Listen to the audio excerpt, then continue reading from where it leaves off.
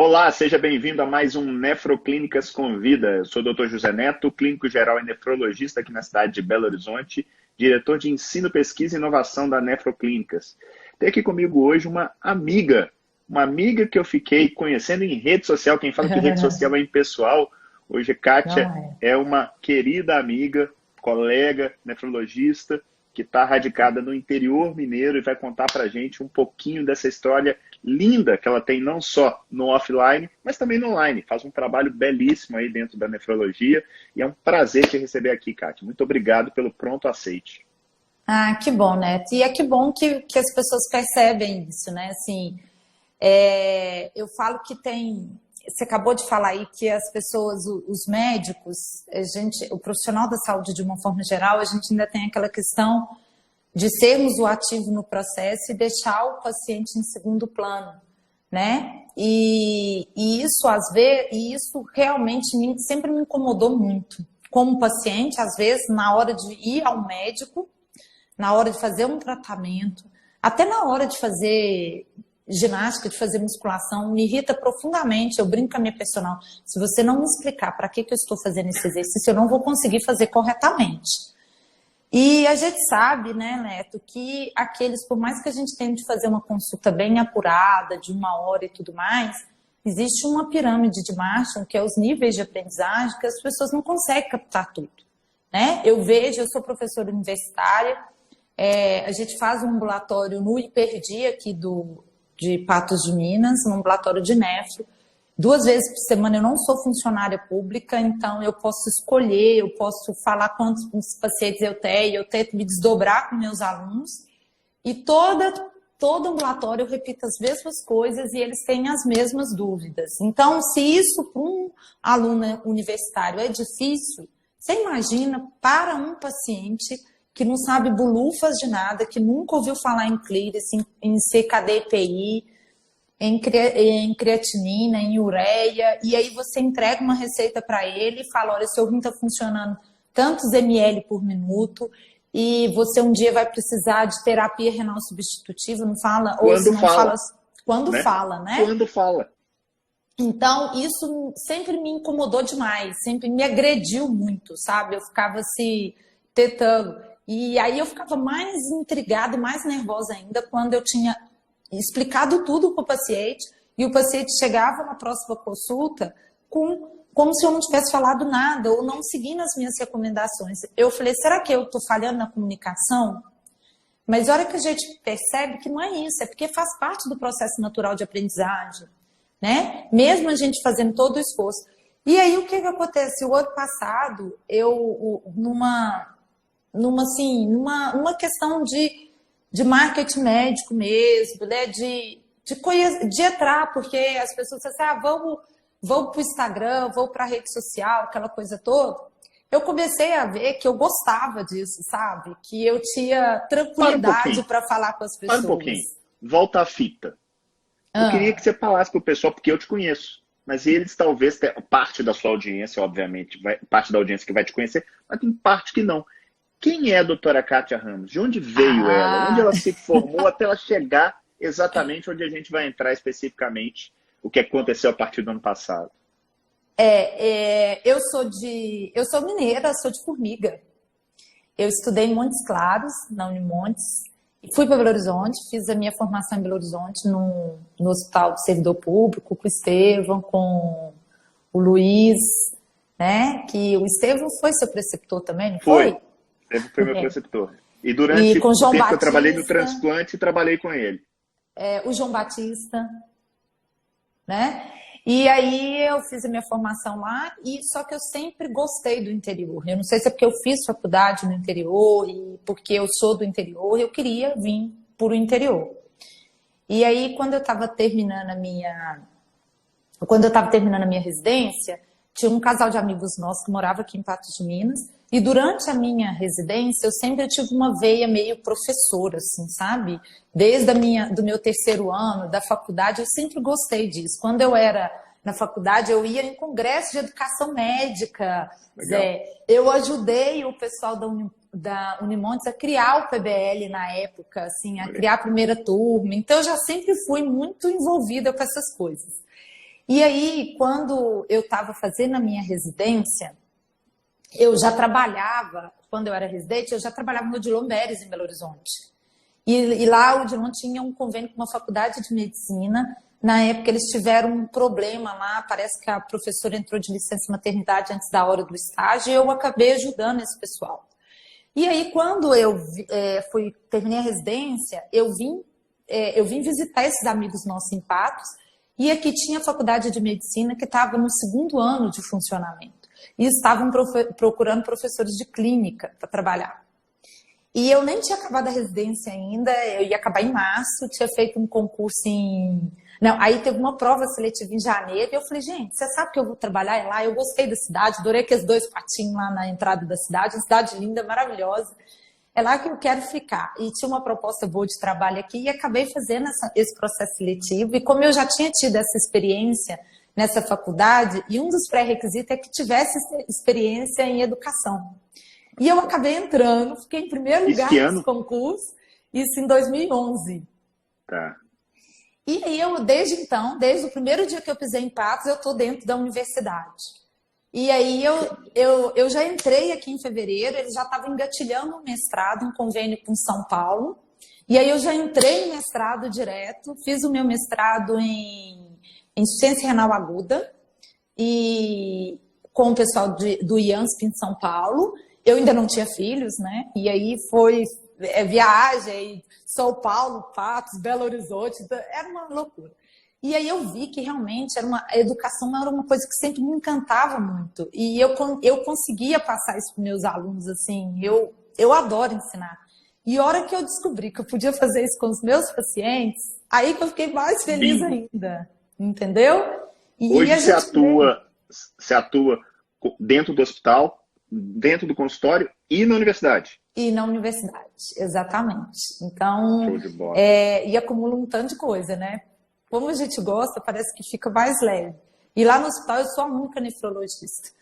Então, é um trabalho bem, bem intenso, assim, eu tenho que me dedicar muito, mas eu consigo me organizar. E tem 2 filhotes, né? Um de 8 e uma de 4, que nasceram aqui de São Patense. Então, estamos mais ou menos na mesma página. Eu estou com um de 8 e de 5, então estamos batendo. Exatamente. Até para posicionar as pessoas. Poxa, Kátia se formou, foi para o interior, está com universidade, está dentro de hospital, está trabalhando com consultório. Patos, qual que é o tamanho da cidade e qual que é a região que ela atende? Só para as pessoas que estão nos assistindo que não conhecem bem a região. Patos tem 150 mil habitantes, né? A gente brinca que ela quando eu vim para cá, o pessoal falava que aqui era a Las Vegas brasileira, porque é no meio do nada e é uma cidade que, como vive de agronegócio, é uma cidade muito rica, né? Então, aqui os hospitais são fortíssimos, ela atua num raio de 1 milhão de pessoas, todo o Noroeste. É assim, é Uberlândia para todo o Triângulo Mineiro e Patos para cá, para todo o Noroeste, até o Naí, quase na divisa lá da Bahia.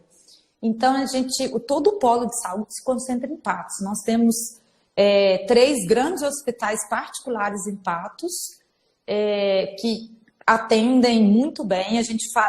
Muito raro a gente transferir pacientes, a não ser como um caso daquele que é um RN com uma doença policística recessiva e tudo mais, a gente consegue virar bem aqui, a gente consegue resolver muito. Não conseguimos fazer transplante ainda, infelizmente, mas isso é o objetivo nosso.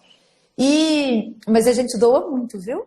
Teve um ano que a gente só perdeu para Belo Horizonte, acho que foi mesmo? o ano... Legal. Não sabia dessa informação. Aqui tem um hospital da FEMIG, que é o Antônio Dias. E eu trabalhei no Antônio Dias até o ano passado. E eu fui presidente da CIDOT 2 anos seguidos, e a gente captava, a gente não perdia nada.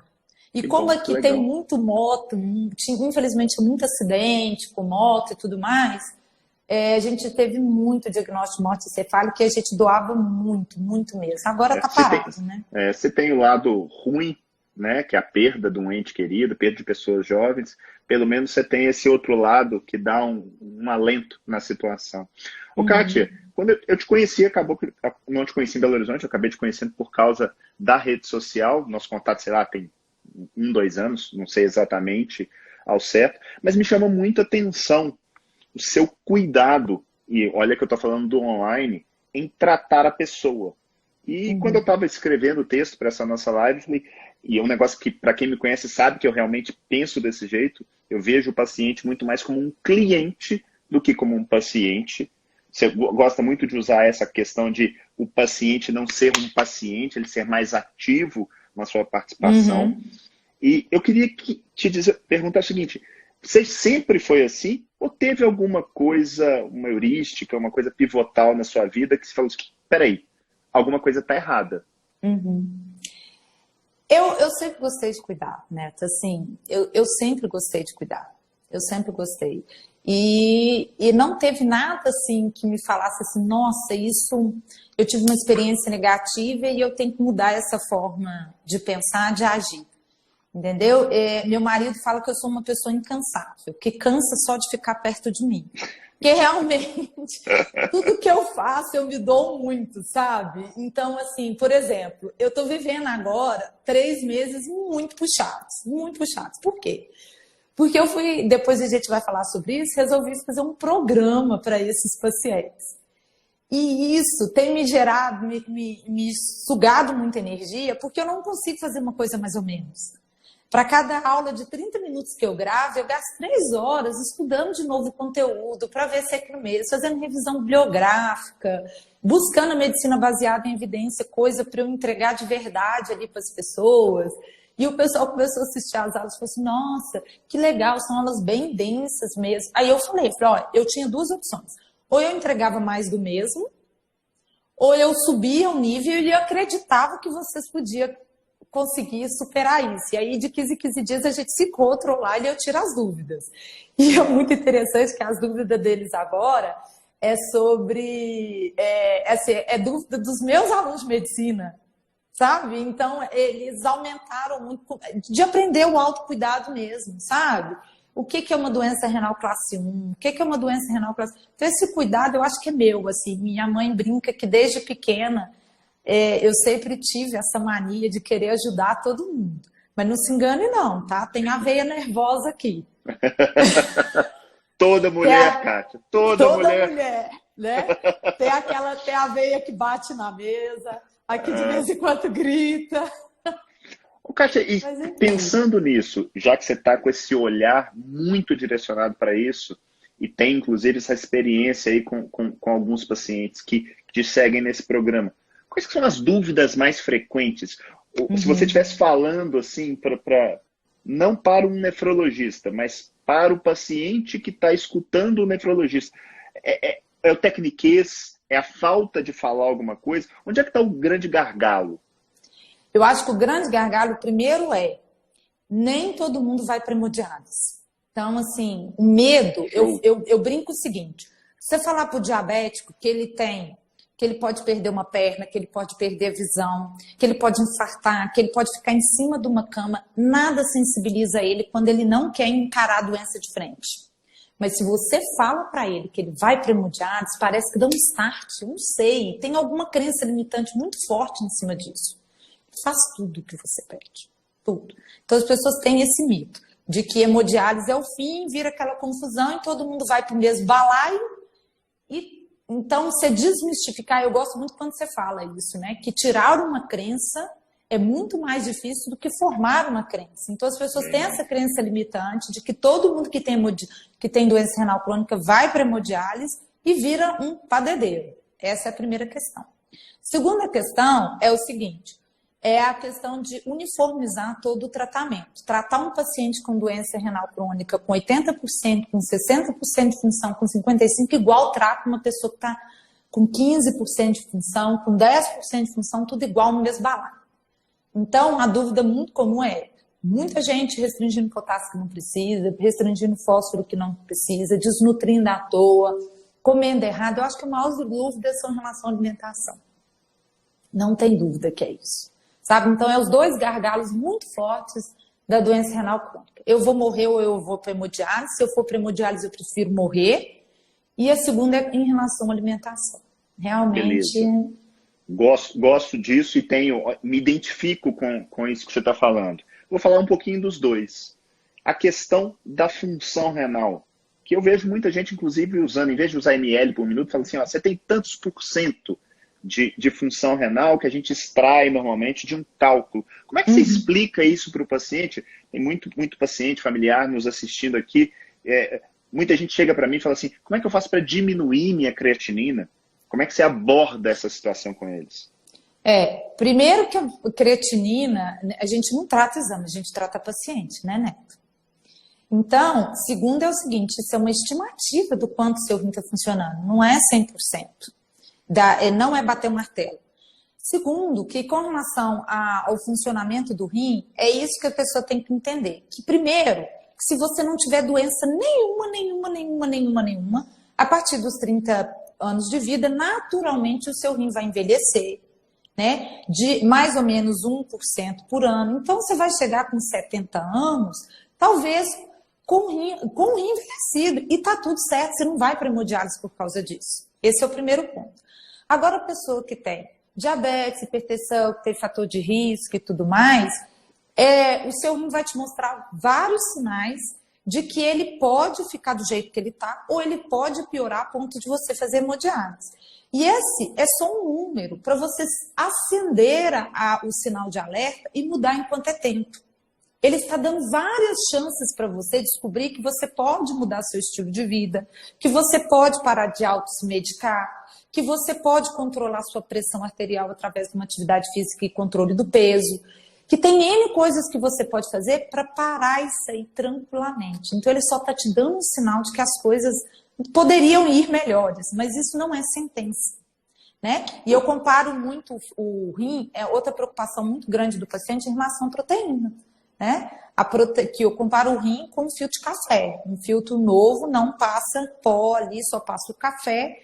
E a hora que ele está furado, pode passar pó, pode passar em muita quantidade, a ponto de afetar realmente o gosto daquele café ou passar discreto. E que a gente tem como fazer aquilo ali melhorar.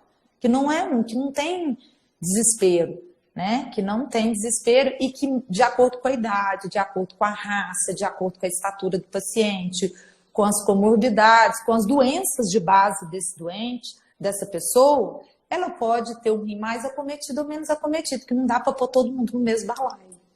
E eu gosto, Kátia, assim, números, de modo geral, eles são muito vazios se eles não têm um padrão de referência. O que eu quero dizer com isso? A hora que eu falo assim, 50% de função renal, isso é muito ou é pouco? Né? Primeira coisa, quem vai para diálise, normalmente está abaixo de 10. Você já dá um norte, você já tem uma parametrização para a pessoa. Sempre falo. Outro, o dado que você acabou de falar, existe uma tendência de perda natural da função renal à medida que a gente vai envelhecendo. Ou seja, 50% por uma pessoa jovem, na flor da idade, igual a Kátia, é pouco. Obrigada pelo 50%, jovem. Te inclui também. Muito obrigado. 50% para um senhor de 90 anos, ele está voando. Ele não tem problema renal. Então, exato. Colocar esses pingos nos is, eu acho que é extremamente importante, até para essa sensação que você tem paciente que entra, você já percebe na feição, né? A pessoa já entra assim, ó. Aí você fala assim, tá, por que você veio? Ah, não, porque meu exame está alterado e tal. Eu costumo passar o carro na frente do olho assim, 1,5 de creatinina. Eu falo, deixa eu falar um negócio. Você tem uma alteraçãozinha, mas você não vai para diálise amanhã. A pessoa já faz assim, ó. É desse jeito. Ela relaxa, sabe? Aí a gente começa a conversar e aí muito entra nisso que você já comentou, nos hábitos de vida. E você é uma pessoa das poucas que eu consigo enxergar, que entendeu a importância disso para valer e que aplica, por exemplo, a questão da alimentação no seu dia a dia. Eu queria primeiro que você me contasse de onde veio isso, de onde que você... Coisa estranha, porque é contraintuitivo, né? Não ter tanto medo de proteína, não ficar nessa neurose com potássio e fósforo quando não precisa, perder o medo da gordura e por aí vai. De onde veio esse aprendizado da Kátia e como é que você usa isso no seu dia a dia? Uai, quem falou? Uai, foi ótimo. E uai, quem falou? Quem falou que foi sempre assim? Eu aprendi o senso comum, eu pratiquei o senso comum. Entendeu? Eu pratiquei o senso comum, eu aprendi o senso comum de que tudo era lesivo, que o paciente não podia eu já fiz uma medicina muito mecanicista também, Neto. A minha vontade de cuidar sempre foi muito prevalente. Mas eu confesso que eu já fiz eu não me esqueço de ver. Eu falei, gente, como que pode? Igualzinho. Eu acho que tem um post seu que você coloca uma caneta e um receituário, reduzir proteína. Tem post, tem isso em aula minha. Em aula. Eu acho que foi na aula foi na aula da Tribo Forte que eu vi, que eu fiquei apaixonada com aquela aula, que eu falei que eu queria que todos os meus alunos assistissem. Foi lá.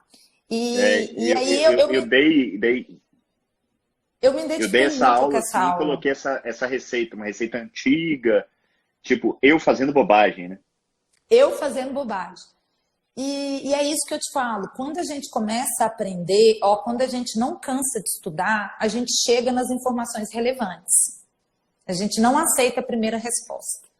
E isso vai fazendo a gente mudar a prática clínica da gente. A gente começa a questionar mais. E é por isso que hoje eu falo isso todos os dias com meus alunos na faculdade. O dia que vocês deixarem de mudar a prática clínica de vocês todos os dias, é porque vocês não estão estudando o suficiente. Porque a gente aprende.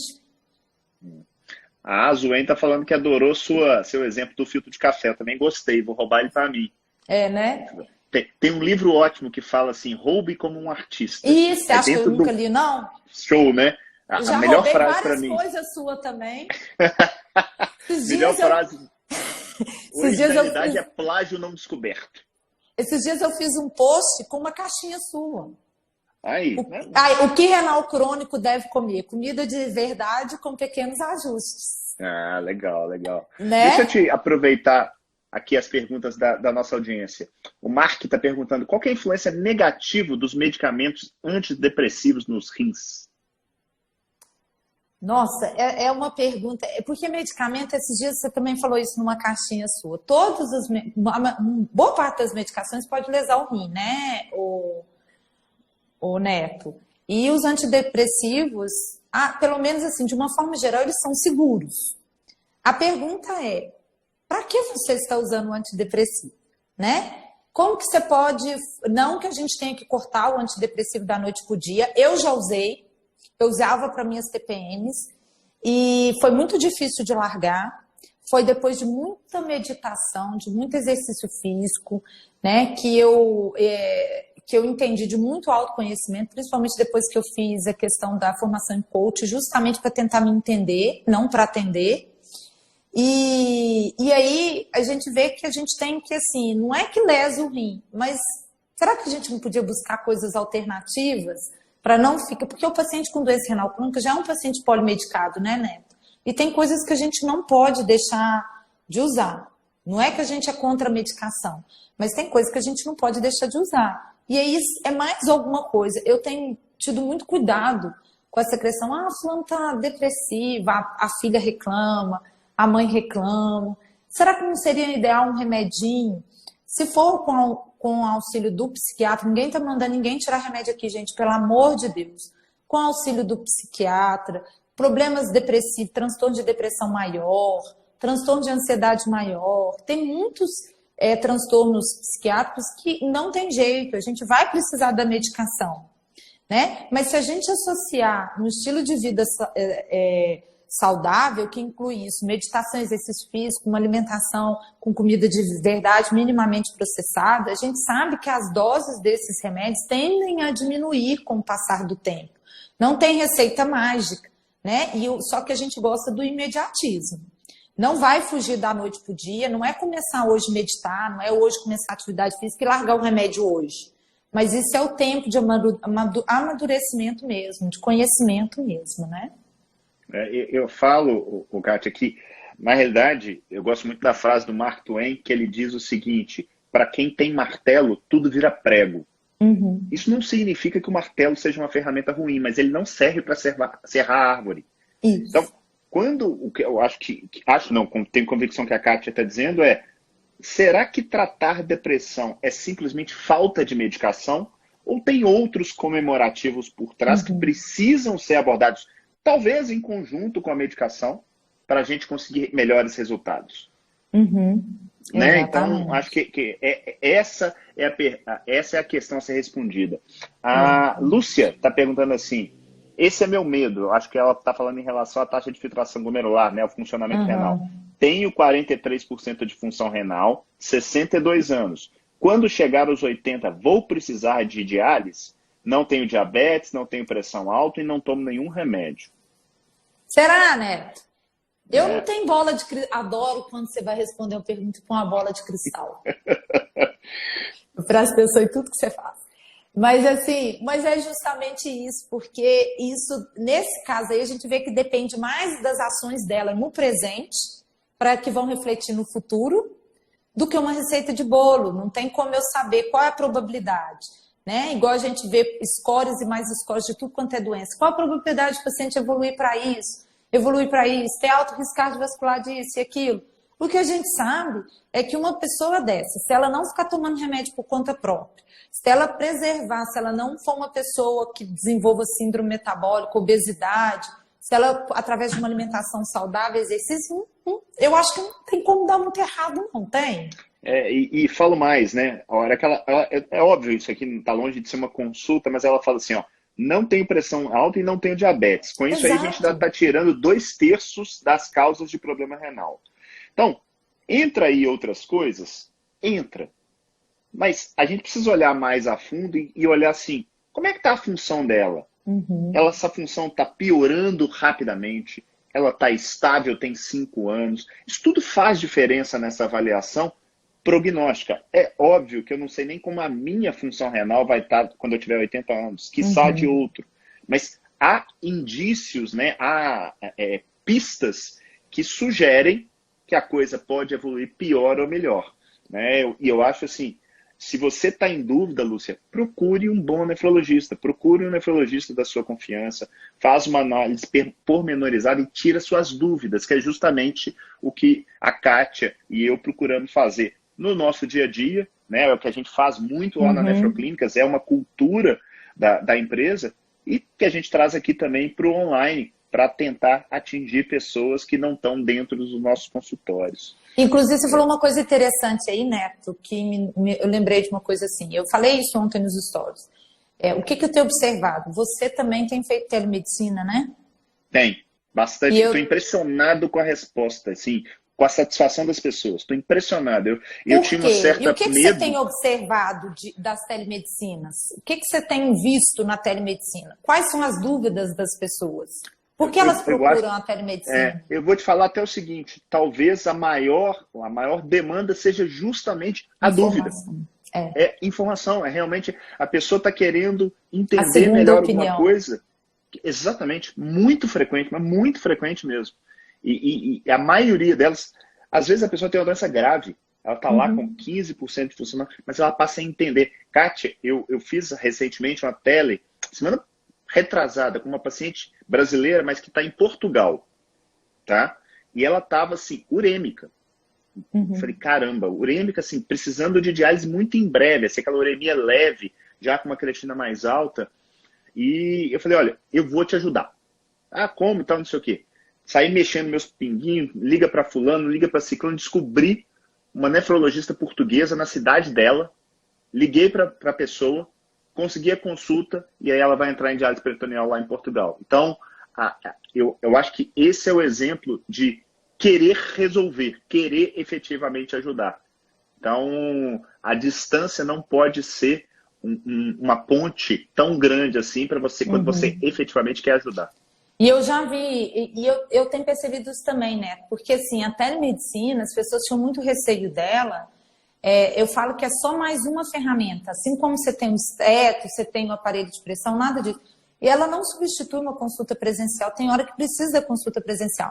Mas o que eu tenho percebido é que o público que tem procurado a telemedicina é justamente o público que não iria a você, não viria a mim, mas que gostaria de ouvir, que gostaria que a gente sentasse na frente deles e explicasse um pouco melhor aquela receita desse tamanho que o nefrologista passou e ninguém explicou nada, gente. Às vezes, eu vou abrir o coração aqui, né? Às vezes eu falo algumas coisas aqui e eu recebo alguns directs de profissionais de saúde assim. Ah, mas no meu não é assim que funciona. Não é bem assim. Tudo bem, não é bem assim, mas infelizmente não é a situação da maioria dos colegas, dos profissionais de saúde. Não é todo mundo que senta para conversar com o paciente. Não é para colocar também todo mundo no mesmo saco, mas eu acho que essa pessoa que entrou em contato comigo e falou, ah, mas no meu não é assim não, eu não faço assim. Tudo bem, é uma pessoa diferenciada, mas infelizmente não é a maioria, uns 5% que vai fazer isso que a gente faz, que é sentar, conversar, empatia. Sabe, as pessoas estão sempre com pressa, e esse é um dos motivos que às vezes as pessoas falam assim, ah, médico, e aí a gente levou aquela fama de que médico não dá atenção, que isso, que aquilo e tudo mais, que médico é considerado Deus, mas é porque falta isso, e infelizmente as pessoas procuram e não acham. Na maioria das vezes elas não acham.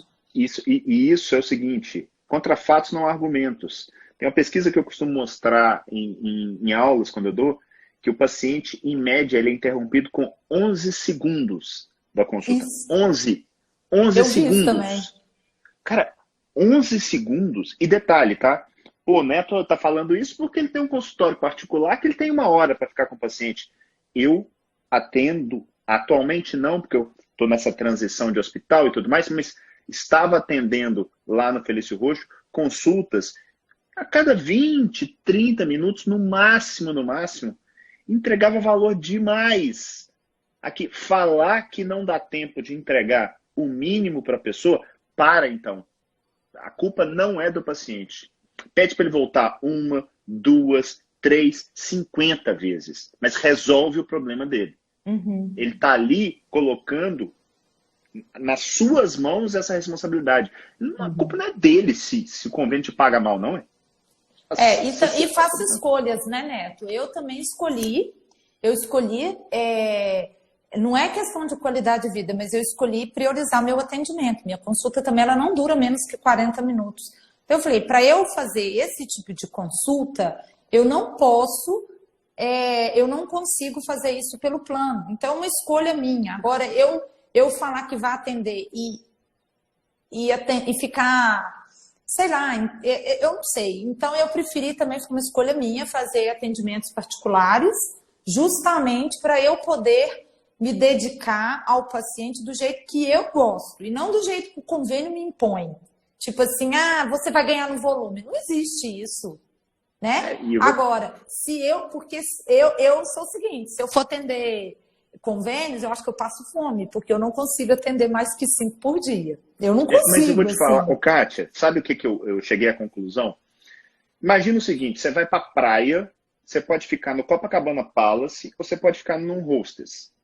Uhum. Ambos têm que ter cama, ambos têm que ter um chuveiro, ambos têm lá, às vezes, um cafezinho da manhã. Agora, um vai ter L'Occitane, o outro vai ter um sabãozinho simples lá. Uhum. Quando você vai numa consulta do convênio, ela não tem por definição que ser ruim. Ela só é menos tempo que você tem com aquele profissional. Então talvez ele tenha que ser mais amplo. Talvez ele precise de mais consultas para chegar na mesma situação. A pessoa que vai numa consulta particular versus uma consulta do convênio, o que ela está comprando é tempo. É tempo para estar com aquela pessoa, talvez para ter um telefone celular, apesar de eu fazer diferença nenhuma para mim, eu dou telefone para paciente de convênio, trabalhei muito tempo com o SUS, dava o telefone para os meus pacientes todos, tem menor problema com relação a isso. Eu também Mas não. Assim, deixa eu até voltar aqui para aproveitar a pergunta da turma. A Ilna, remédio para dormir, depois do transplante, não consegui viver sem eles, como fazer? Nossa. É difícil, né? A questão e eu acho que precisa realmente de um médico para definir um bom psiquiatra para te ajudar a fazer essa transição, né, Neto? É quase assim, né? Eu fumo há 10 anos, quero parar de fumar, o que fazer? Né? É dependência, né? Eu estou considerando aqui que isso é um benzodiazepínico, né? Um diazepam, um alprazolam, um Rivotril da vida, causa dependência mesmo. Causa dependência. Então, para largar, vai precisar fazer igual você faria se você fosse viciada no cigarro, na bebida e por aí vai. Tem que ser devagar e sempre, né? Se não pode desistir, não pode largar de uma vez. Porque senão causa uma dependência louca, né? Uma síndrome de abstinência. Flávio Barros está aqui conosco, ó, foi citado aqui. Ó, outro nefrologista que eu conheci aqui é o Carlos Koga.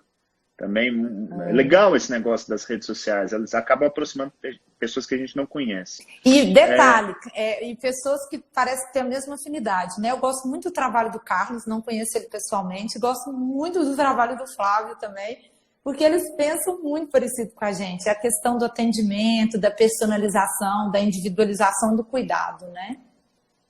Muito bom. Deixa eu ver o que tem mais de perguntas aqui. Carla Carvalho, está falando uma assertiva, mas eu queria sua opinião. Muitos médicos não gostam quando o paciente quer saber mais sobre a doença.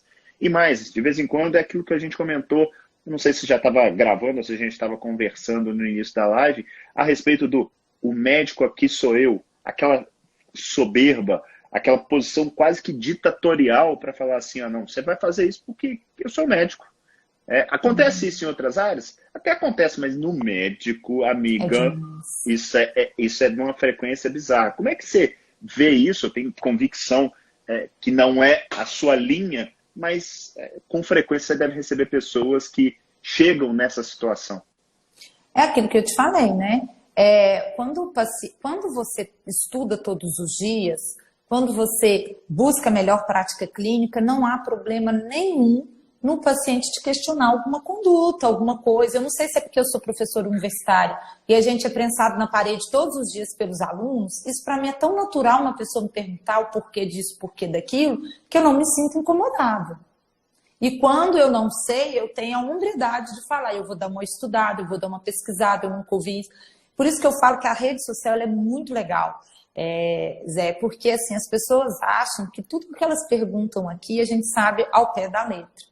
Já teve várias perguntas em caixinhas que eu tive dúvida e eu fui conferir para poder, que eu fui estudar para saber como responder.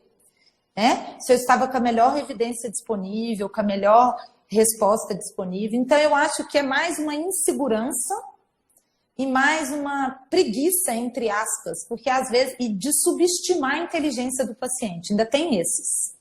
De achar que o paciente não pode entender aquilo que você está falando. Isso, assim, para mim é o que mais me dói. Entendeu? E com o programa eu tenho visto que não é isso. Que as pessoas têm que parar de achar que o paciente não consegue entender o que você fala com ele. A questão é, você está conseguindo se comunicar bem? Será que o problema não está com a gente? E outra, né, Kátia? Você tem que ter um mínimo de empatia para saber que o João é diferente da Maria. Talvez com o João... Eu gosto muito de usar âncoras, né? Então, o sujeito é um agricultor... Eu vou tentar remeter alguma coisa da terra, da plantação. Eu vou tentar fazer alguma analogia nesse sentido para ele falar assim, agora entendi. Metáforas, o cara é de números, né? Busca na realidade dele alguma coisa que você queira explicar. Por exemplo, essa do filtro de café está guardada. Todo mundo faz café, então adorei. É a maneira boa de mostrar. Cisto renal também, né? Que é um grande tchan. Cisto, aparece muito o cisto simples no consultório, né? E eu sempre explico o seguinte, o cisto é o cabelo branco do rim. Todos nós, à medida que envelhecemos, vão ter cabelo branco, algumas pessoas menos, outras mais. Então, assim, se ele tiver lisinho, bonitinho, que a gente vê através do exame de imagem, que não tem nada que fale, é um cisto simples mesmo, é só um cabelo branco no rim, é só uma verruguinha, nada mais. Morre com ruga. Isso, mas não morre disso. Eu uso ruga, é a ruga do rim. É a ruga do rim, exatamente. Então, é bem interessante isso. A gente usar essas analogias, né? Eu queria aproveitar a sua expertise na questão da alimentação, porque eu vejo que isso é um grande gargalo para os pacientes. Eles chegam normalmente muito confusos. Como é que você explica para eles a questão? O paciente chegou, já passou às vezes em outro colega, mesmo não sendo, passou numa nutricionista, falou assim, não, eu não posso comer proteína. Cortaram completamente carne da minha vida. Isso não é infrequente. Como é que você aborda de maneira geral? Primeira coisa é tentar... a pessoa tem que entender que não é a proteína que lesa o rim. A primeira coisa é isso. Isso vem todo de uma crença, porque é o seguinte, pelo mecanismo, o que acontece? A proteína é degradada, usa alguns aminoácidos para produzir pele, unha, cabelo e por aí vai. E o resto que sobra... ela tem que sair do nosso organismo. E quem faz isso são os nossos amigos rins, certo?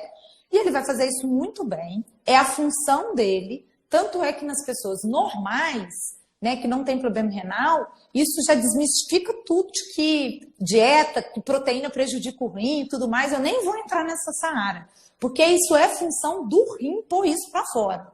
Ele está ali para isso. Se você não pôr, ele não vai trabalhar. A função dele é essa. Agora, quando o paciente está com o rim doente, quando está nas fases mais avançadas da doença, e eu sempre falo assim, o que eu considero uma fase avançada da doença? Com o rim funcionando menos que 30%. Né? O rim não vai conseguir fazer essa função dele muito bem.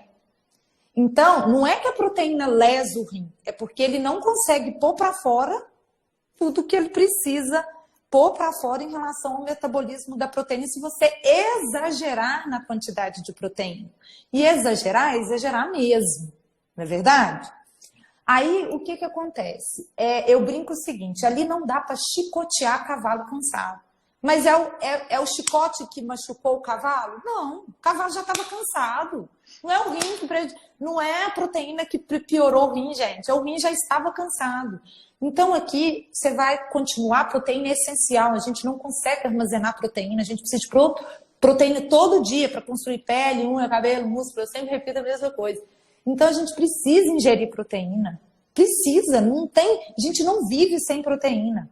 O que a gente tem que procurar, escolher, fazer é o seguinte, usar a quantidade de proteínas que eu preciso para me sentir bem, para reconstituir meu corpo, desde que sobre poucos metabólitos do rim e mandar isso para fora. Agora que são elas, qual que é essa quantidade, né, Neto? O que seria uma dieta normoproteica? São perguntas que a gente ainda não tem uma resposta absoluta. E que aí a individualização é tudo, né?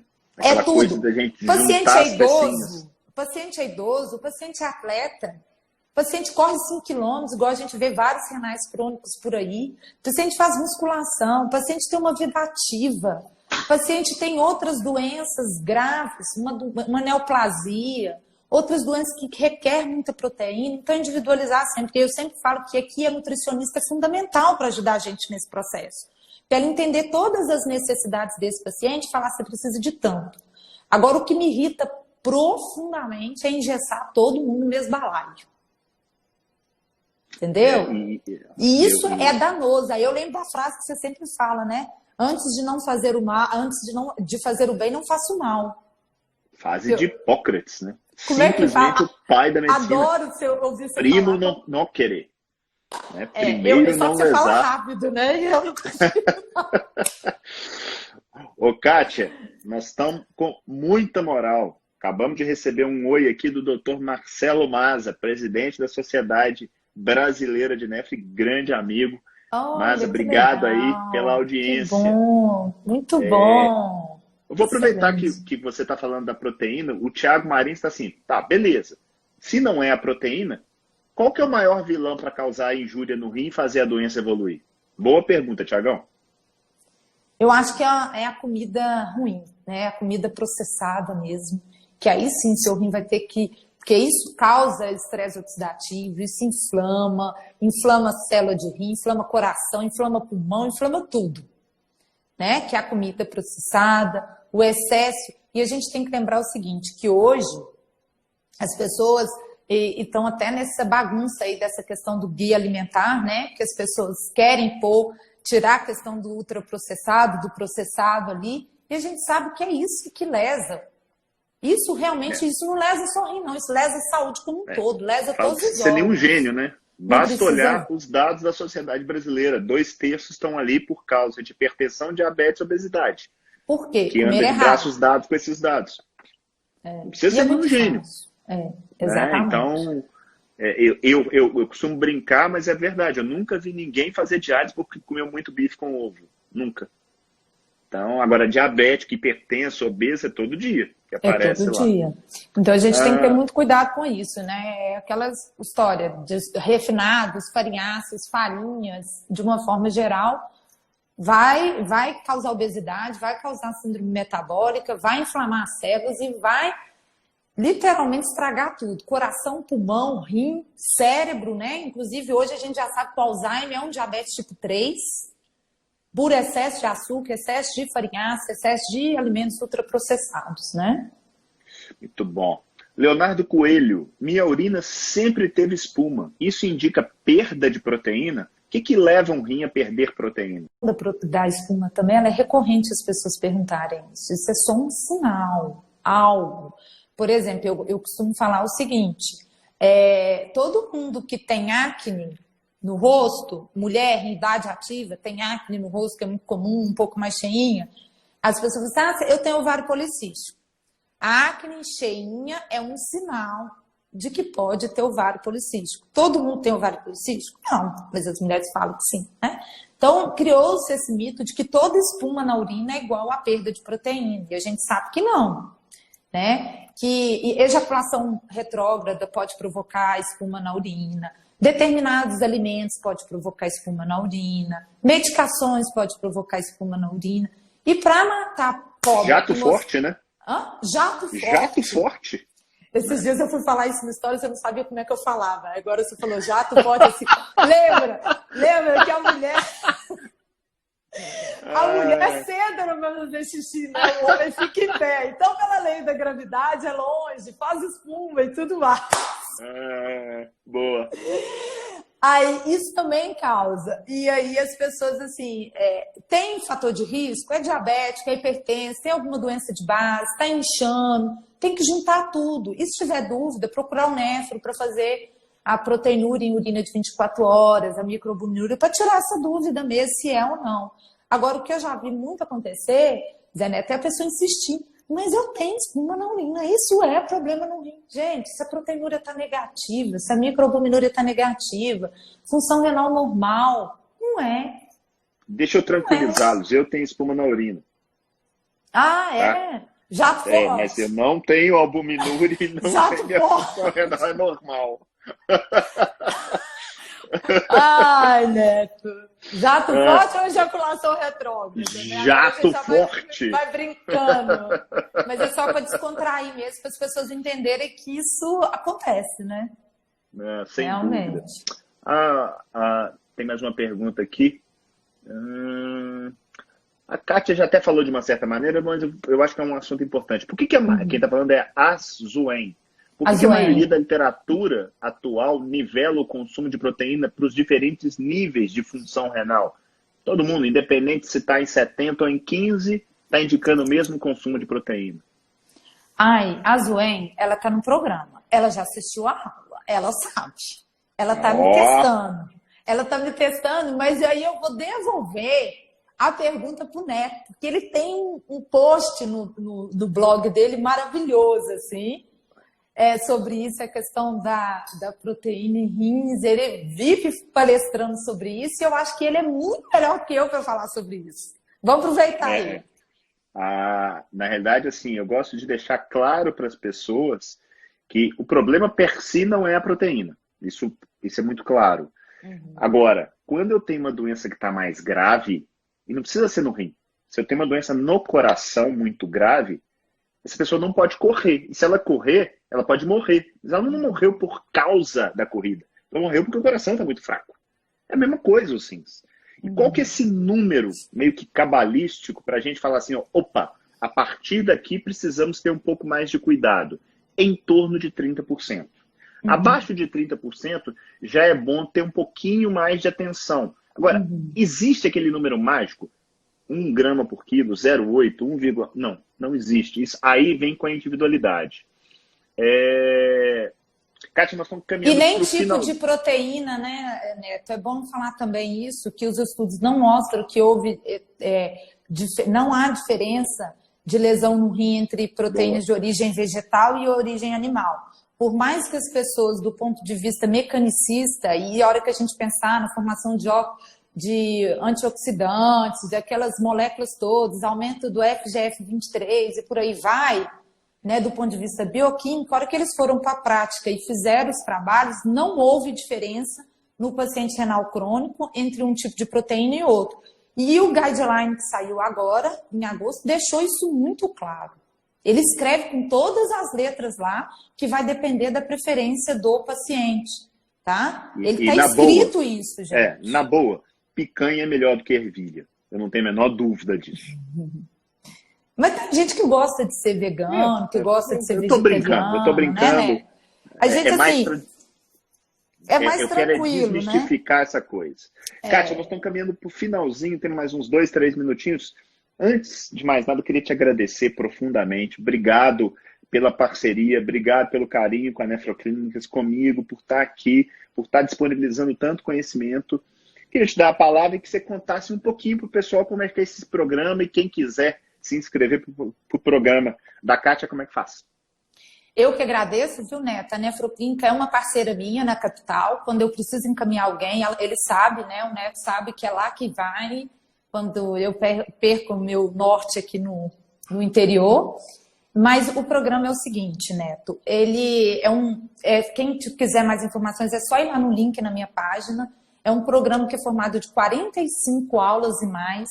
Lá a gente conhece assim, o primeiro módulo, tudo sobre doença renal, complicações da doença, como que é o estágio da doença, como que faz o diagnóstico, complicação por complicação, anemia, fósforo, cálcio, ácido úrico e tudo mais. Depois eu falei sobre todas as terapias renal substitutivas, desmistifiquei tudo, vantagens e desvantagens de cada uma, diálise peritoneal, hemodiálise, transplante. Agora nós estamos no modo de alimentação, tudo sobre micronutrientes, sobre os macronutrientes. Não é para substituir a consulta do nefro, não é para substituir a consulta da Nutri. Quem está aí no programa pode até relatar isso. Eu não falo dose de remédio, nada disso. É para conhecer e internalizar aquilo que é prescrito para você. Nós vamos fazer um módulo de atividade física, um módulo de ressignificação de crença em relação à doença, reconhecimento de valores, entender que a vida não pode parar, né? Um bônus Legal. De meditação, que é uma coisa que eu faço há muito tempo, que eu aprendi muito, já fiz N cursos de meditação e eu falo que isso mudou muito a minha vida, né? E é isso, então quem quiser participar, as vagas ainda estão abertas, né? Em breve vai sair do ar, porque eu não pretendo ficar com muitas pessoas. Atualmente nós temos 15 pessoas no programa. E é bem interessante, é bem acessível, pode dividir em 12 vezes. Eu tenho dedicado a maior parte do meu tempo, tem encontros online de 15 em 15 dias. É bem legal, para entender e tirar essas dúvidas, informação de uma forma organizada. Tá lá, muita gente elogiando. Kátia, temos pouquinho tempo, deixa eu despedir da turma. Galera, muito obrigado pela participação. Se você gostou, marca alguém aí que pode se interessar pelo assunto. Vai lá no nosso canal do YouTube da Nefroclínicas. Deixa comentário, deixa sugestões de pessoas que vocês queiram que eu traga aqui no Nefroclínica Convida, temas. O objetivo disso aqui é vocês. Ok. Tiago, é para paciente, viu? Ele está perguntando se é para paciente. É para paciente o programa. Não é para profissional de saúde, é para paciente. Tá bom? Então, um abraço, gente. Neto. Fica Grande com Deus. prazer. Tchau, tchau. Tchau, tchau. Tchau, tchau.